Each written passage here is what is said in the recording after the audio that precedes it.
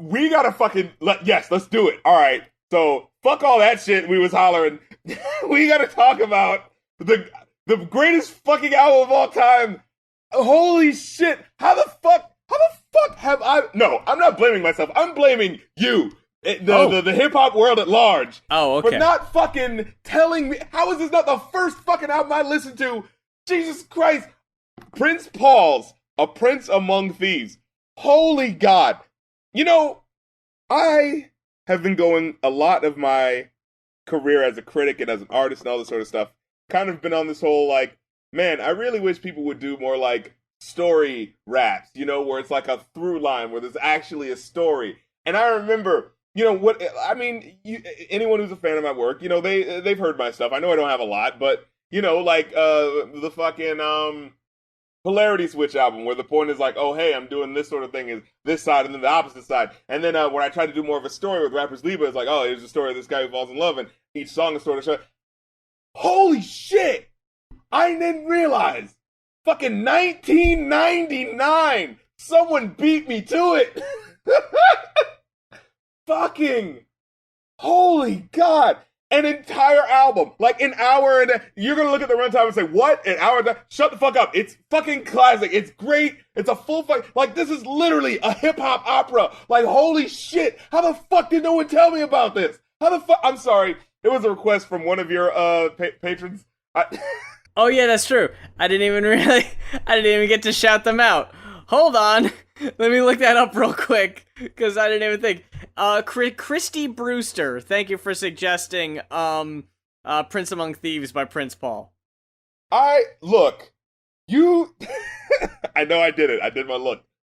Look, get your ass to Spotify, throw down the $9.99, because you're basically buying this album right now, and fucking listen to this abundance of genius that is just... This shit is on... What the fuck? This shit is just on YouTube for free. Like, what the fuck? Like, this is incredible. How is this not the first, like, hip-hop Broadway, you know, musical and shit? You know what I'm saying? Like, holy God. Like, Lin-Manuel Miranda, fucking step aside. Oh my God. So we have this album, man. It's literally... And, you know, it's the typical, you know... I mean, like, we were just talking about how, like, yeah, we all know the story of the guy who's hustling to make it big and then things go bad. Yeah, I know. You've heard the story a million times. But just the way they do it here and how fun and interesting it is. Dude, okay, so I was first listening to it first. I had to acclimate my ear to it, right? And the first couple of songs, there's like people sort of talking to each other and it feels a little sloppy. Like they're talking sort of over each other for the beat, you know what I'm saying? And it's like, and you're like, why? Okay, is this going to be the thing where it's just people talking to each other, that thing? And then you get like 2 or 3 tracks in, and you're like, wait, these skits are actually leading somewhere, and this is a story. That was the exact same experience I had. This took a minute to really click with me, because at first it was really just kind of run-of-the-mill for me. It was like, all right, you know, whatever. But allow me to maybe like a small spring shower, perhaps, not exactly a rain on your parade. I wasn't bowled over by this per se. Now here's the reason why, right? And I'm gonna ask you, specifically you. Okay. Because I know you. I know what you like. I know your faves, right? Yeah. How are you this blown away by this when, in my opinion, this was like a poor man's Ghostface? No, I disagree. No way is this on the same level of like a story. Because honestly, like you said, you've heard the story a million times. Yeah, you've heard the story a million times. I will agree with you on this. The way they did it, I was there for that. I like the fact that everybody is played by someone and they're all doing these things. Yeah, but the songs like themselves, like, it's the same shit you've heard a million times. The story was predictable. Predictable. Are you kidding me? God. You knew how that story was ending. It's not about the destination, it's about the journey, man. Look, Look, I'm telling you though. You can't tell me. You cannot tell me you were not laughing your ass off at that fucking grandma at the beginning. And now she just kept going, and she just like was talking in slang, but she's this old woman, and it's just like, it's such an odd, like, Wes Anderson but hood moment. Like, at first, I don't think I was, because I was about to fucking hit that MC Chris sample so damn fast about the skits, because I was like, what the hell? Why is this an hour and 17 minutes? Oh yeah, because we have all these goddamn skits. Here is my issue, right? This story, I think, could have been told in a lot less time. Because, honestly, this album, this hour and 17-minute album, could have been summarized in, like, 3 Ghostface songs. No. Easy. It's not that complex. I wish Ghostface Killer did some shit like this. Like, he never did! done The 12 Reasons to Die, or whatever the fuck. That shit was so much more integral. That's true. Yeah, that sorry. shit blew But I'm talking this about, out of the I'm water. talking about in 1999. I mean, like, I don't care when it came out. I heard it this week. no, but what I'm saying is, like, you cannot lie. This is fucking incredible for, like, no one has ever done this before. If I'm wrong, please correct me. But before 1999, I do not believe that anyone has done, like, a literal full concept album in hip-hop like this, where it's like, no, it's not just me rapping and da-da-da. It's like, I actually got people to do this, and it's a story, and characters come back, and fucking Weapon World? Come on! That fucking song was like, I'm not even a big fan of Kool Keith like that, but just, like, the creative shit that he was saying was just, like, I could not stop smiling as I was listening to this album. I was just like, oh my god, like, this is so creative. And am I wrong? Or in that Pain song, was there like an Eminem sample? I could swear, like, someone says like pain, and it sounds like Eminem saying like pain, like, I don't know, like. Oh, I don't know. It very well could have been him just uncredited if it's fucking 99. Yeah. You got so many people on here. No, but like, my issue is, yeah, I was smiling at some points, but it felt weird because it was like, at points, I was thinking, alright, you gotta kinda pick one. If we're gonna have an album ending with, spoilers, if we're gonna have an album ending with the main dude killing himself, right? How are we gonna have fucking Chris Rock, or whoever, if that was Chris Rock or not, doing the fucking, look, I'll suck your dick for a hit. Like, how are you gonna give me these fucking laughing moments in like a dead-ass serious story like this? It's not a serious story, except for that part at the end, but, I mean, like, oh, come on! Weapon World was not a serious song. Count Macula wasn't a serious song. Mr. Lardwell, what do you mean this is a serious story? It's just at least the second half was. Like, it's supposed to be, like, macabre, you know? It's like oh, yeah, we're having fun, but, like, look how dark this still, like, don't forget how dark this still can be. You know? I don't know. I wasn't feeling that. I enjoyed every the only thing that I could say I didn't like, was the first couple of songs where it felt like they were trying to do the dialogue thing and it was just a little too heavy, and it's like, just leave those to the skits, you know? And the sermon song where it was just like a bunch of empty platitudes by the Reverend, and it was just like, okay. I mean, the point was, you know, like, he's saying all this stuff, and he's like, I'll see you in church Sunday. It's like, yeah, no, you won't. You know? And fucking, dude, this album has literally the best use of guests, of every single guest. Fucking star-studded. You got Biz Markie. You got Chub Rock. You got fucking, Big De Daddy. La Soul. De La Soul, when you least expect it. Fucking Count fucking Macula, played by Big Daddy fucking Kane. Jesus Christ, that was some fucking holy. It was like, that was like the height of, this is fucked up, but he's spitting some fucking shit. Now, boy, you know you need your ass whipped for holding out her hands as if y'all going on some first grade class trip. You feel unable to keep her in your stable as she listens to the bubbly that's popping at the next table. I was like, oh shit. And then he says, you trying to win, but gotta come way better than those Heinekens. And, and then he says, the smooth criminal as I muscle in, grand theft hustling, macula, he done struck again. I was like, oh no! You can't tell me that's not fucking dope as shit. Oh my god, man. I couldn't fucking take, and maybe this is just what I want. Like, I really love this idea of like the committing to the bit, right? I love the idea of committing all the way through, and especially like the first time when I was like, wait, that's what's going on? Like, I thought that was awesome. I thought it was incredible. I give this a fucking, like, I'm sorry. I can't stop gushing about this shit. Holy shit. Hallelujah. I give this a 5 out of 5, maybe even a fucking 6.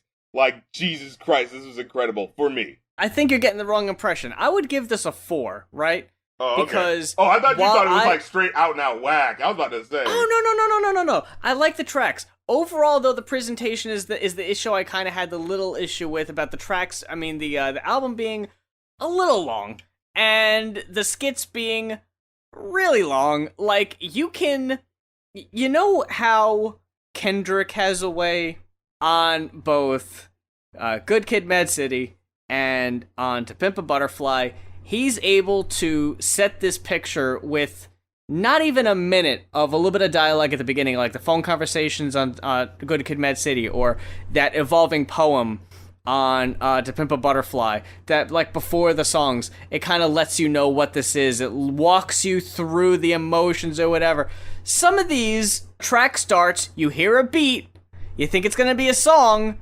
No, it's not a song, it's just a skit. No, that's Stupid. A good point. It's setting up the next track, which is gonna be the song, right?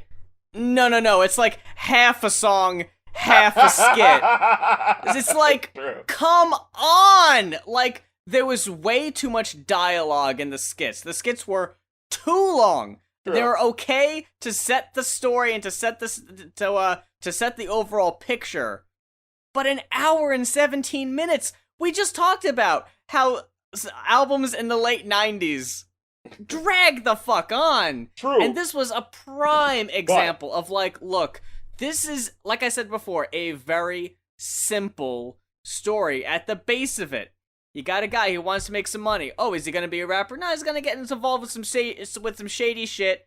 Very predictable ending, like I said. You didn't have to take an hour and almost 20 minutes to tell me this story.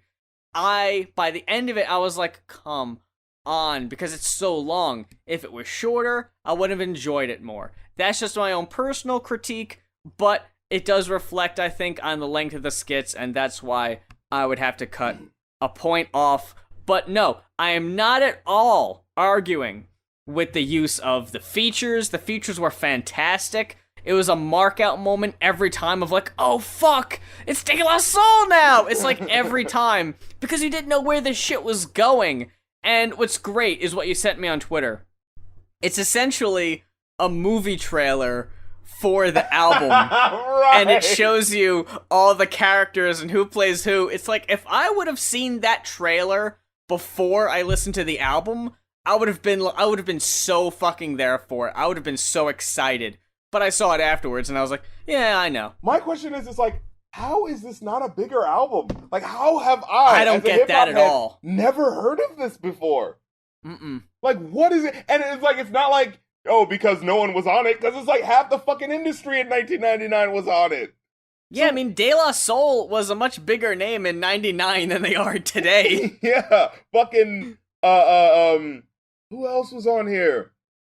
The Rizzo was on here at one fucking point. In fact, the whole point was that he was trying to get a contract with the Wu-Tang. And I was like, holy shit, this is literally what I would want to do. Like, okay, look, I laughed out loud at that part. I already said spoiler. I already told you how the damn thing ends. I mean, in the 90s, I would want a contract with Wu. Not today, but, you know. Oh, God, no. There's a part on where, yeah, he just got out of jail. And he calls up Wu-Tang and he's like, hey, I just wanted to, just talk about that record contract, and they're like, "Oh yeah, cool. Hey, but yeah, that's all cool or whatever. But hey, went ahead and signed your pal." And he just hangs up so angrily, like, "No." But what pissed me off was like RZA was like, "Yeah, I knew you'd be cool with it." Like, what the fuck? Why would he be cool with that? Why would he be cool with that? He didn't know he just set him up to be arrested. Yeah, but still, it's like, I know you wanted to get signed and get hundreds of thousands of dollars, but we decided to give that to someone else. I'm sure you're fine with it. Like, no, I'm not fucking fine with it. Oh, by the way, that reminds me, the one feature and the one track where I was like, was the fucking one with Everlast. Which one was that? The one where he was like the racist cop. Oh, yeah! It started out all right. The Men in Blue song. The chorus was really underwhelming. Yeah, like, I thought it overstayed its welcome and could have hit a lot more harder than it did, but the whole point is, like, it's a fucking message you heard from, like, BDP back in the day. Yeah. That song... the cops are a gang. Like, yeah. I got it. It definitely could have hit harder. I will definitely agree with you on that one. And Mood for Love.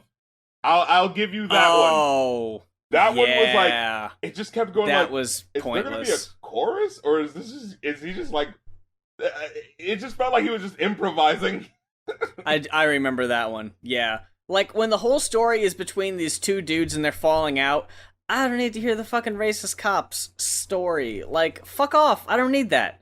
Like, that was like a pointless detour of like can we just get back to the fucking characters I actually care about, please?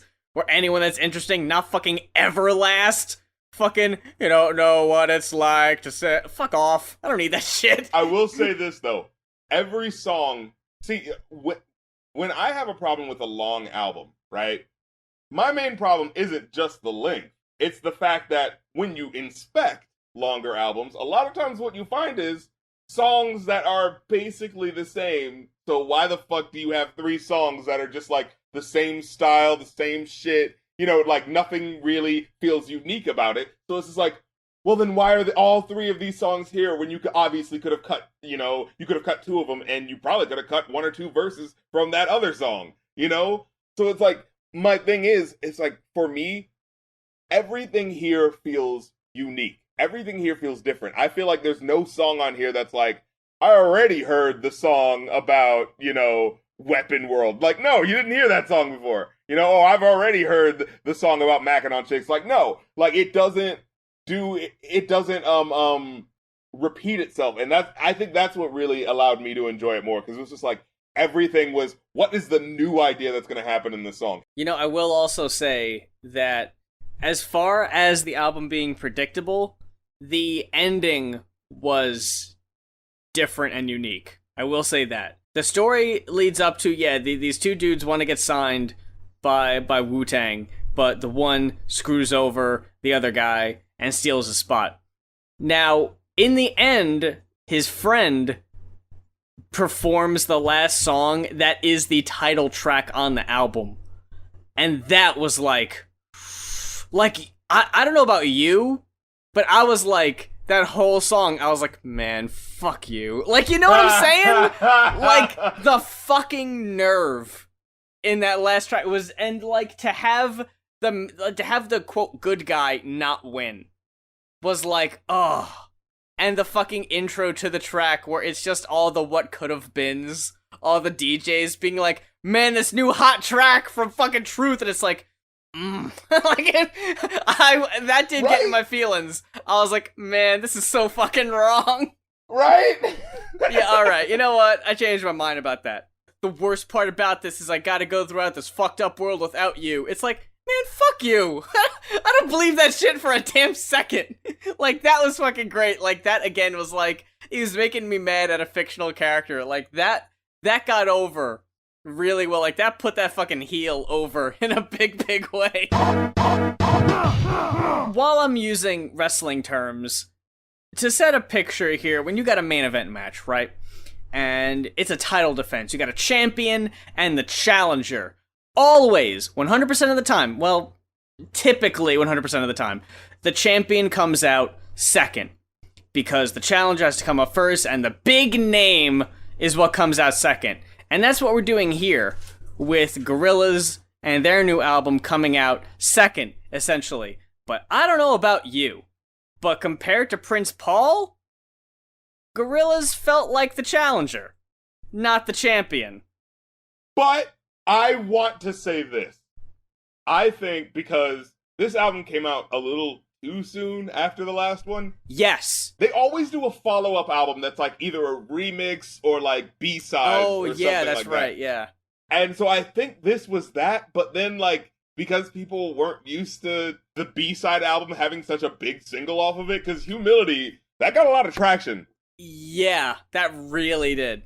Yeah. And they usually don't do a music video, like at least not a really good one for, you know... Not the follow-up, yeah. Yeah. So it was just kind of like, when they came back with this, it was just like, huh, okay. Like, remember when Plastic Beach, immediately after that was, The Fall.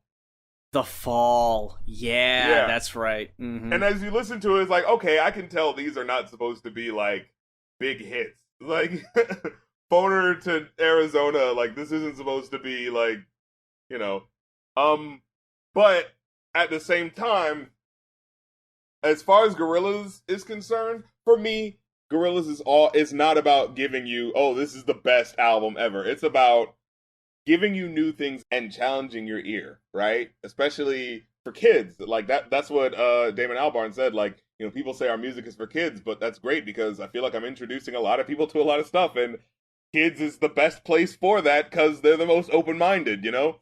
And I will attest to being a product of that. You know what I'm saying? Like straight up and down. Like they told me about Ibrahim Ferreira. They told me about, you know, this Japanese pop singer that I'd never heard about before. You know, like Miho Hattori.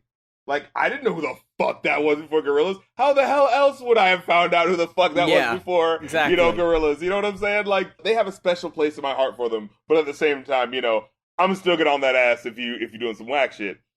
That being said, Humility is a fucking...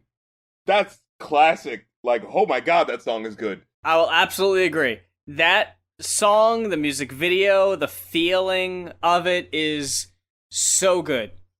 I wish I felt as strongly about the rest of the album, though. I kind of agree with you in this way.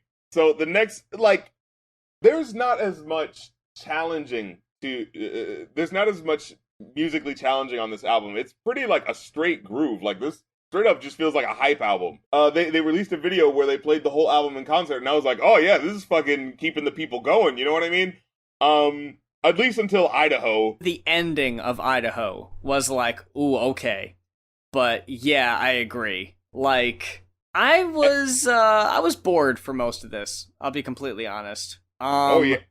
And you know, remember, okay, so Hollywood. Perfect point of you saying it's boring. Like, the song is called Hollywood, and it's got Snoop Dogg on it, who seems to be a frequent collaborator with them, and it's just like, hey, did you know that Hollywood's fake? It's just like, yeah.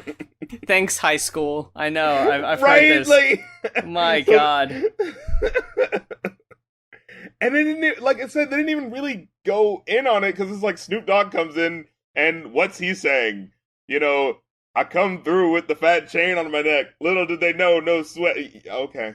Yeah, Snoop Dogg, you're not...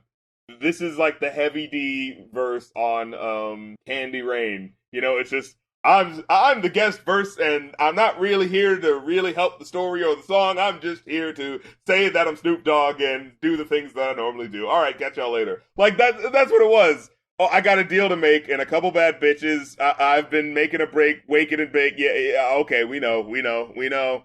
Like, this is a placeholder verse. Like, come on. This is the thing I don't understand. Like, Snoop Dogg does a lot of collabs with Gorillaz, and I don't know about you, but none of them ever really hit as hard as I feel like they should. No, and I think Snoop is a card that you should only pull when it is like... when you're gonna get your most for your dollar. Kendrick knew how to use his Snoop Dogg. Remember? Exactly. I was thinking the exact same thing. He's like a narrator, and when you're talking about an up-and-coming story in Compton, yeah, who the fuck else would you want narrating that story? Except for maybe Dre. But Snoop is like more energetic, and more charismatic, so yeah, you'd want him. That part was like where the album started to get like, ooh boy, alright, this is not... Like, I didn't go back and re-listen to Humans after we reviewed it either. So, admittedly, I'm not the biggest Gorillaz fan anyway, but this just... I don't know, man. It had its moments here and there, but musically, it wasn't challenging.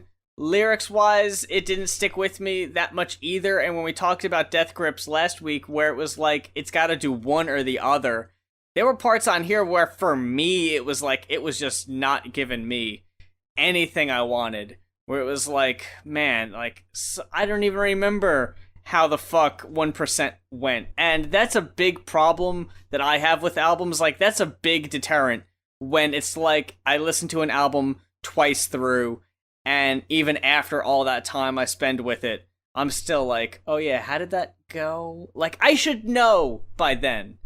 But I don't, because it didn't fucking interest me. I will say, though, you gotta give it up to Fireflies. Fireflies was dope. Yes. Yeah, that one was like, yeah, that was the savior from the second half, I thought. Yeah. So, overall, I would say Humility and Fireflies are the fucking explosive tracks. Lake Zurich is a kind of, like, cool traveling music, oddly enough. Like, as I was listening to it, I was like, I can totally imagine playing this while, like, you know, looking at the road. But, and Sook I was kind of like interesting sort of bossa nova thing going on there, but you know, usually Gorillaz, I don't know. Well, again, I was about to say usually Gorillaz albums have sort of an epic ending, but again, this isn't an album. I feel like this is like the B-side sort of thing, and the thing is that's going to be even more of a mixed bag.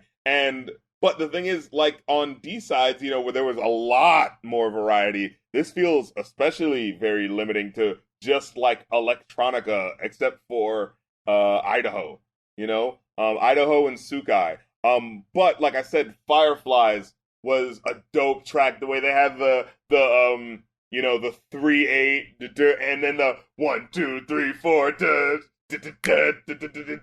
and again that was playing to, again, I don't exactly know what Fireflies is about, but there are certain lyrics on there that hit you in a way that really tune you into the emotion of the song, right? Like when he says, the lyric that kept sticking with me. He says, "And if you say goodbye too many times, the sentinels will find me and switch me off this time." I was like, Jesus. So like, you can't show too much affection or else they'll know, you know? So I was like, I thought that was fucking epic, but by track 3, you can't have a song like Hollywood on track 3, because like I said, that kills the momentum. Yeah, especially because Humility and Trends were like, alright. Like, I was fucking digging it, but then yeah, it fell off hard with a fucking 5-minute track that was just like, And Jamie Principle, like, does he even rap? He just kind of... Yeah, like, who is was that? Yeah. I like how we both said who was that at the same time.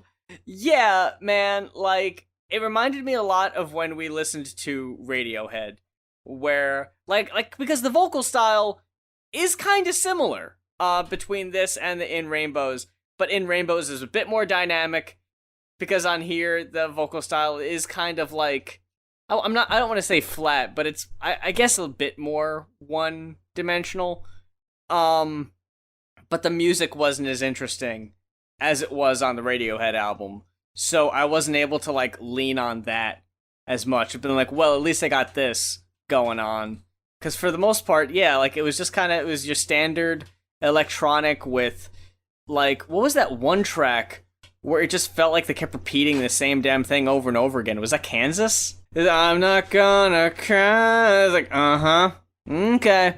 Yeah, that one just repeated over and over and over again. And again, a 4-minute track of that, and the beat wasn't anything to shake a stick at. Well, actually, that means something good. That wasn't anything to write home about. There's the idiom I was looking for. Euphemism. Yes, that's the one. That's the one I meant.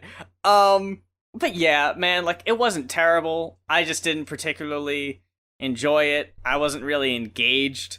I I was thinking like a 3. After talking about it, I would agree. Well, that about wraps it up for this week's episode of the Going Off Podcast. Big thanks to Danielle Owens-Reed. Check out our website, radimo.la. We'll have the link in the description and on the screen if you're watching on YouTube.